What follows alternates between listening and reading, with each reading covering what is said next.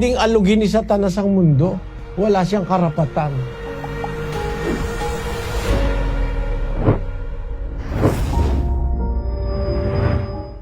Hindi gawa ng masamang espiritu yon. Ang nagpapasapit ng bagyo, ang Diyos. Ang nagpapaulan, ang Diyos. Siya rin ang nagpapalindol. Basahin natin yung sa 25:32. Ganito ang sabi ng Panginoon ng mga hukbo. Narito, kasamaan ay mangyayari sa bansa at malakas na bagyo ay ibabangon mula sa kahuli-hulihang bahagi ng lupa.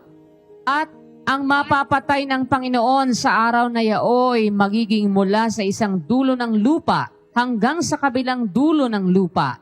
Sila'y hindi tataghuyan o dadamputin man o ililibing man. Sila'y magiging dumi sa ibabaw ng lupa.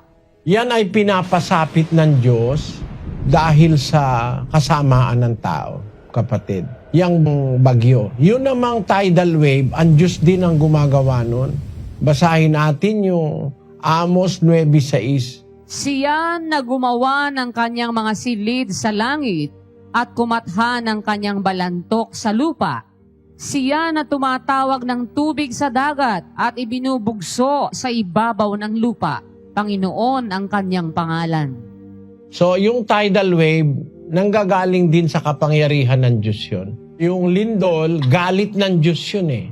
It's a manifestation of God's wrath. Basahin natin ang Job 9:5. Na siyang naglilipat ng mga bundok at hindi nila nalalaman pagka nililiglig niya sa kanyang pagkagalit. Na siyang umuuga ng lupa sa kanyang kinaroroonan at ang mga haligi nito ay nangayayanig. So yung lindol, it's a manifestation of God's wrath. Basahin natin ang Jeremias 4:24. Aking minasdan ang mga bundok at narito nagsisiyanig at ang lahat na burol ay nagsisiindayon. Ako'y nagmasid at narito walang tao at lahat ng mga ibon sa himpapawid ay nangakatakas. Ako'y nagmasid at narito ang mainam na parang ay ilang at lahat ng mga bayan niyaon ay nangasira sa harapan ng Panginoon at sa harap ng kanyang mabangis na galit. Galit ng Diyos yung pag-uga o paglindol, kapatid. Gis-gis ng Jeremias. Ngunit ang Panginoon ay tunay na Diyos. Siya ang buhay na Diyos at walang hanggang hari. Sa kanyang puot ay nayayanig ang lupa at hindi matatagalan ng mga bansa ang kanyang galit. Sa makatwid, nagpapatunay na ang lindol galing din sa Diyos. Yan ang sabi sa Biblia.